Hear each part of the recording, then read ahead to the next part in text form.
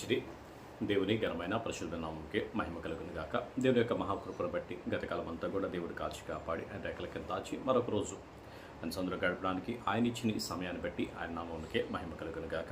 నేను ఈ దినాన్న సంఖ్యాకాండము 12వ అధ్యాయాన్ని మనం చదువుకొని ధ్యానించుకుందాం. ఆ సంఖ్యాకాండం 12వ అధ్యాయంలో మోషు కూషు దేశపు స్త్రీని పెళ్లి చేసుకున్న దాన్ని బట్టి వాళ్ళ మిరియాము అహరోను ఇద్దరు కూడా సనుక్కొని అసలు ఆ దేవుడిచ్చే అధికారమే ఆయనకు వద్దని చెప్పేసి, దేవుడు నీ మీద మాత్రమే ఆత్మ నిలిపాడా, మా మీద నిలపలేదా అని చెప్పేసి అసలు ఎంతో విరోధంగా మోషేకి విరోధంగా లేచినప్పుడు దేవుడు చూశాడు.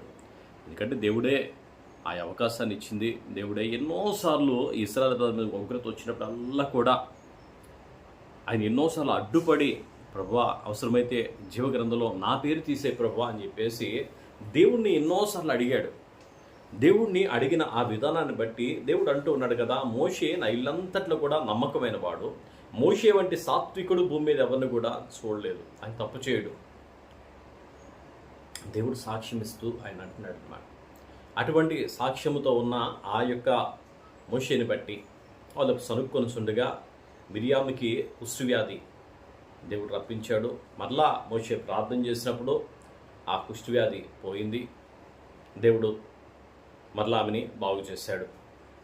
తర్వాత 13వ అధ్యాయంలో మనం చూసినట్లయితే, సంఖ్యాకాండం 13వ అధ్యాయంలో మనం చూసినట్లయితే మోషే వారందరూ కూడా పిలిపించి అందులో 12 మంది పెద్దల్ని, 12 గోత్రీకుల్ని పిలిపించి, దేవుడు ఇస్తానన్న దేశం మీరు వెళ్ళి చూసిరండి, ఆ దేశం ఎలాంటిది ఇస్తానన్నాడో మీరు వెళ్ళి చూసిరండి అని చెప్పి పంపించాడు. చూడండి ఒకసారి ఆ మాట చూద్దాం. ఒకసారి మనం 13వ అధ్యాయం. యెహోవా మోషేకు ఇలాగ సెలవిచ్చాను, నేను ఇశ్రాయేలుకి ఇచ్చున్న కనాను దేశమును సంచరించి చూచుటకు నీవు మనుషులను పంపుము. హల్లెలూయా. నేను ఇశ్రాయేలు ప్రజలకు ఇస్తానన్న దేశం ఎలా ఉందో అది చూడడానికి అక్కడ సంచరించి రావడానికి నువ్వు మనుషులు పంపించు. దేవుడు ఇస్తానన్న దేశం అంటే అది మంచిదే ఇస్తాడు. దేవుడు ఇస్తానందంటే అది శ్రేష్టమైనదే ఇస్తాడు, అది మంచిదే ఇస్తాడు. ఎట్టి పరిస్థితులు అది పనికిరాంది కానీ చెడ్డది కానీ ఇవ్వడం. అటువంటి ఆ దేశాన్ని చూసి రమ్మని చెప్పి మనుషులు పంపించగా 12 గోత్రాల నుండి 12 మందిని పంపించాడు. 12 గోత్రాల నుండి 12 మందిని పంపించాడు. ఈ 12 గోత్రాలు కూడా 12 గోత్రాల వారు కూడా వెళ్ళి బయలుదేరి అక్కడికి వెళ్ళి చూశారు. చూడండి 16వ వచనం నుండి మనం చూసినట్లయితే, దేశంలో సంచరించి చూచుటకు మోషే పంపిన మనుషుల పేర్లు ఇవి. మోషే నూను కుమారుడైన హోషేయకు యెహోషువ అను పేరు పెట్టెను. నూను కుమారుడైన హోషేయకు యెహోషువ అను పేరు పెట్టెను. మోషే కనాను దేశమును సంచరించి చూచుటకు వారిని పంపినప్పుడు వారితో ఇట్లనెను, మీరు ధైర్యము తెచ్చుకుని దాని దక్షిణ దిక్కున ప్రవేశించి ఆ కొండ ఎక్కి ఆ దేశం ఎట్టిదో, దానిలో నివసించు జనం బలము గలదో బలము లేనిదో, కొంచెమైనదో విస్తారమైనదో, వారు నివసించు భూమి ఎట్టిదో, అది మంచిదో చెడ్డదో, వారు నివసించు పట్టణములు ఎట్టివో, వారు గుడారంలో నివసిస్తున్నారో కోటల్లో నివసిస్తున్నారో, ఆ భూమి సారమైనదో నిస్సారమైనదో, దానిలోని చెట్లు ఉన్నవో లేవో కనిపెట్టవలను. మరియు మీరు ఆ దేశపు పండ్లు కొన్ని తీసుకుని రండని చెప్పారు. అది ద్రాక్షల ప్రథమ పక్వకాలము కాబట్టి వారు వెళ్ళి సీను అరణ్యం మొదలుకొని హామాతుకు పో మార్గము రెహాబు వరకు దేశ సంచారం చేసి చూసిరి.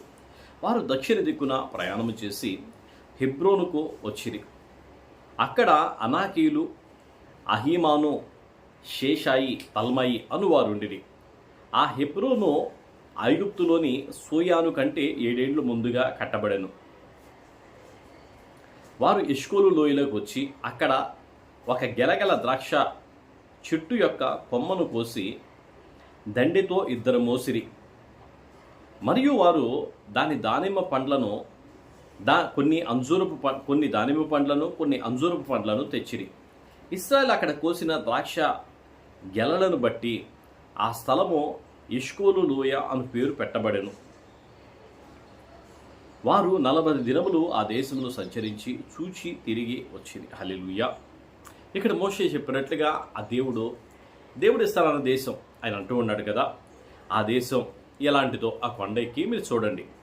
కొండకి మీరు చూసి ఆ దేశం బలము గలదో బలం లేనిదో, అలాగే కొంచెమే ఉందో అది విస్తారమై ఉందో, అలాగే ఆ భూమి ఎలాంటిదో మంచిదో చెడ్డదో, అలాగే వారు కోటలలో నివసిస్తున్నారా గొడారాల్లో నివసిస్తున్నారా, అలాగే ఆ భూమి సారవంతమైందా నిస్సారమైందా, ఆ చెట్లు మంచివా చెట్లు ఉన్నాయా లేవా, ఉంటే కనుక ఆ చెట్లలో కొన్ని ఫలాలు మీరు తీసుకొని రండి అని చెప్పి మోషే పంపించగా ఈ 12 గోత్రాల వారు కూడా వెళ్ళి 40 రోజుల పాటు ఆ దేశాన్ని సంచరించి తిరిగి ఒక ఇష్కోల్ లోయలోకి వెళ్ళినప్పుడు ఒక ద్రాక్ష గెలడం చూశారు.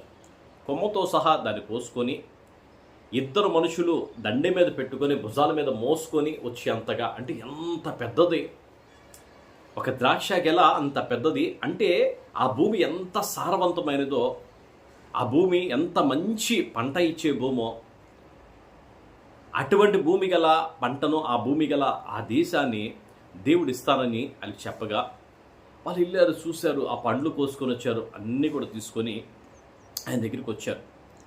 ఆయన దగ్గరికి వచ్చి వాళ్ళు చెప్తూ ఉన్నారు. చూడిన తర్వాత వెళ్ళి చూశారు, అదంతా కూడా తిరిగారు, వచ్చారు. అక్కడ ఉన్న మనుషులు చూశారు, వాళ్ళందరూ కూడా మంచి దారుఢ్యం కలిగిన వారు, మంచి బలం కలిగిన వారు, ఆ పంట మంచిది, వాళ్ళు మంచి పరిస్థితుల్లో ఉన్నారు. 26వ వచనంలో అట్లు వారు వెళ్ళి పారాను అరణ్యమందలి కాదేశును ఉన్న మోషే అహరోనుల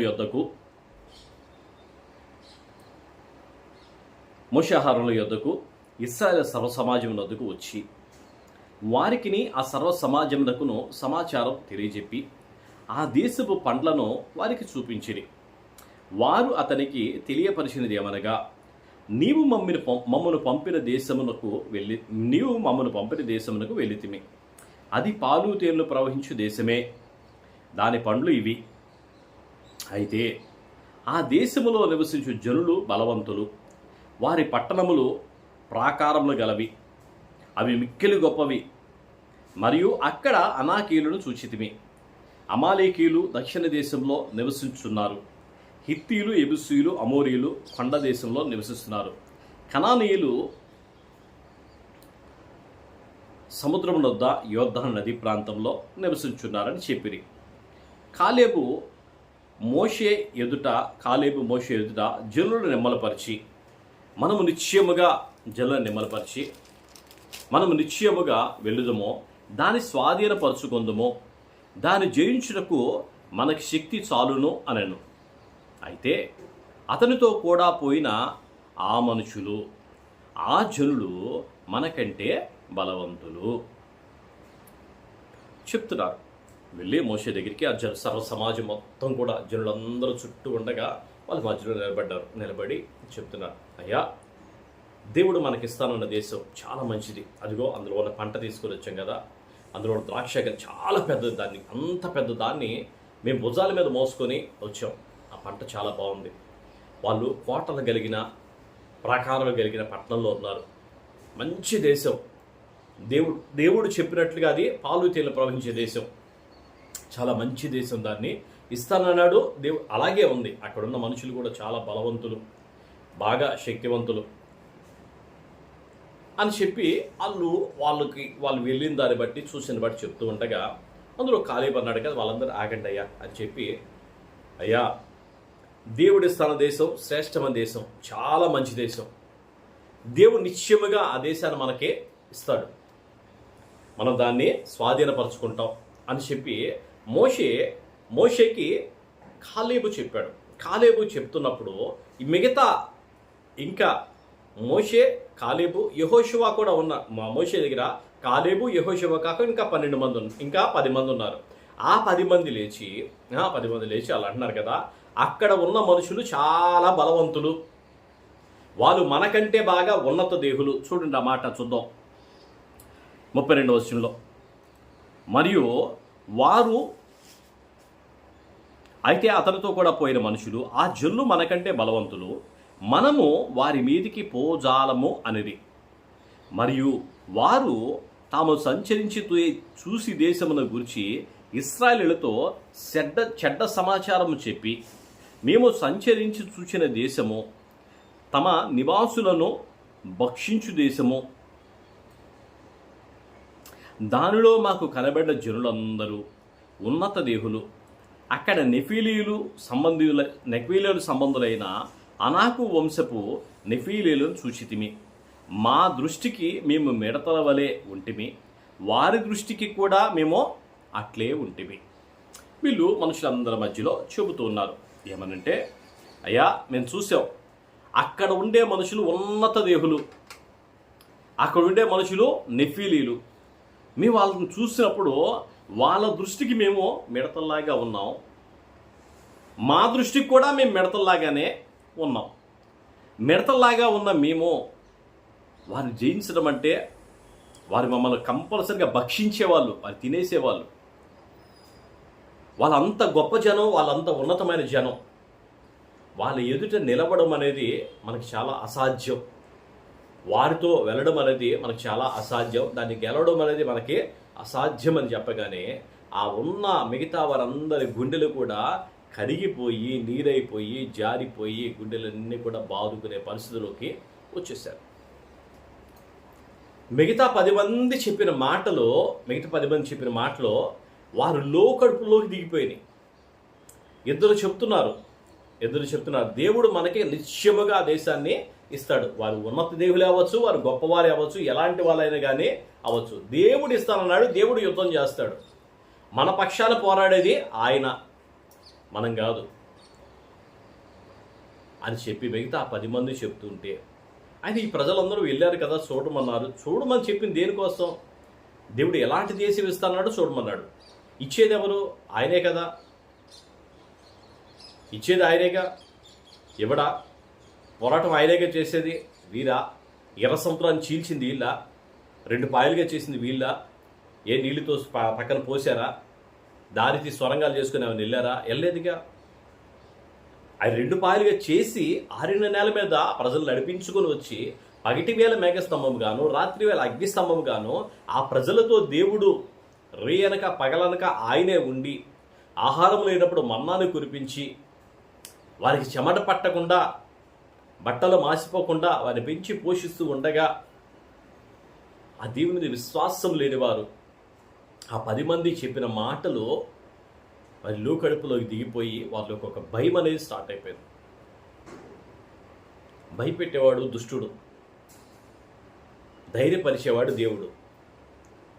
దేవుడు మనల్ని ఎప్పుడూ ధైర్యపరుస్తాడు. ఏం పర్లా, దేవుడు సహాయం చేస్తాడు. ఆ మనసులోకి నిశ్చయం వచ్చేది దేవుని ఆత్మ ద్వారా. మనకు భయం వచ్చిందా, దయ్యం మన పక్కన ఉన్నట్టే. వాళ్ళందరి మీదకి దయ్యపాత్మలు వచ్చేసినాయి, దేవుని ఆత్మ పోయింది.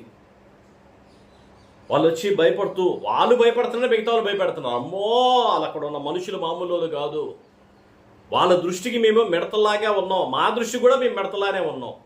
అంటే వాళ్ళ దృష్టిలో చెప్తున్నారు, ఏ దృష్టిలో చెప్తున్నారు. మన దేవుడు వారికంటే ఉన్నతుడు కాదా? మహోన్నతుడు కాదా? సర్వశక్తిమంతుడు కాదా? భూమి ఆకాశం సృజించినవాడు కాదా? వాళ్ళందరూ కూడా చేసినవాడు కాదా? వాళ్ళందరితో యుద్ధం చేయగలిగే శక్తి సామర్థ్యాలు ఆయనకి లేవా? మనుషుల యొక్క అజ్ఞానం, తెలివిలేని మాటలు. మనం కూడా చాలా సందర్భాల్లో అలాగే ఉంటాం, అంత బలహీనలుగానే ఉంటాం. చూసిన పని చూసి అమ్మో ఇంత పెద్ద పని అని చెప్పి భయపడతాం. మనతో చేయించేవాడు ఆయన రెక్కల మీద మోసుకొని మనం వెళ్ళి కార్యం చేసేది ఆయన. మనం నిశ్చింతగా ఉండి ఆయన ఏ దారిలో నడిపిస్తే ఆ దారిలో ప్రశాంతంగా వెళ్ళే జీవితం మనకు ఉండాలి తప్ప తపన పడిపోయి, టెన్షన్ పడిపోయి, కంగారు పడిపోయే జీవితం అనేది మనకి ఎక్కడా కూడా రాకుండా ఉండునుగాక. దేవుని కృప మనకి తోడుగా ఉండునుగాక. వారిలాంటి మనసు లేకుండా దేవుని ఆత్మతో మనం నింపబడుదునుగాక. చిన్న ప్రార్థన చేసుకుని ముగించుకుందాం. స్తోత్రం నాయన, మహాపరిశుద్ధుడైన దేవ, మీకే వందనాలు, స్తోత్రాలు. మహోన్నత మహాగరుడ, గొప్పవాడ, మీకు స్తోత్రాలు చేసుకున్నాయన. అయా, మీరు ఇస్తానన్న దేశం నాయన, పాలు తేలు ప్రవహించే దేశం నాయన, దేశం మంచి దేశం నాయన. అయా తండ్రి, మీకు స్తోత్రం. అటువంటి దేశాన్ని ప్రభా ఇస్తానట్టుగా ఆ దేశంలో ఉన్న పంటను బట్టినైనా వారు ఉన్నత దేవులుగానే ఉంటారు ప్రభా. మంచి శరీర దార్ఢ్యంగానే ఉంటారు ప్రభా. వారికి ఇస్తానని ప్రభా వారిని అక్కడ ఉంచారు తండ్రి, మీకు స్తోత్రం నాయన. వీరిని అక్కడ చేర్చిన అంత బలవంతులుగా వీరు కూడా చేస్తారని ప్రభా. ఆ విశ్వాసం నాయన వీరికి ఉండాలయ్యా. లేని వారిగా ఉంటుండగా వారు భయపడుతూ మిగతా వారు కూడా భయపెడుతుండగా ప్రభువా అయ్యా అనేక మంది ప్రభువా అయ్యా భయముతో కుంగిపోయారు నాయన. అయ్యా అట్టి స్థితిలో మేము ఉండకుండా ప్రభా మీ ఆత్మతో మేము నింపబడి నాయన, మీ శక్తితో నింపబడి, మీ ధైర్యంతో నింపబడి, మీ కృపతో వదిలడానికి సహాయం చేసి నడిపించి వీరే మహిమ పొందమని, మీ సన్నిధి, మీ ప్రసన్నత, మీ ఆత్మ అభిషేక కృప మాకు దయచేసి నడిపించి, మీ సహాయం మాకు దయచేయమని, మీ సన్నిధి కాంతి మాకు తోడుగా ఉంచి నడిపించి, మీ కార్యములైనా మా మీద ఉంచి నడిపించి సహాయం తెచ్చుకోండి. దినమంతా మీరు మాకు తోడుగా ఉండమని యేసు నామములో అడుగుచున్నాం తండ్రి, ఆమేన్. కుదరాలమ్మా.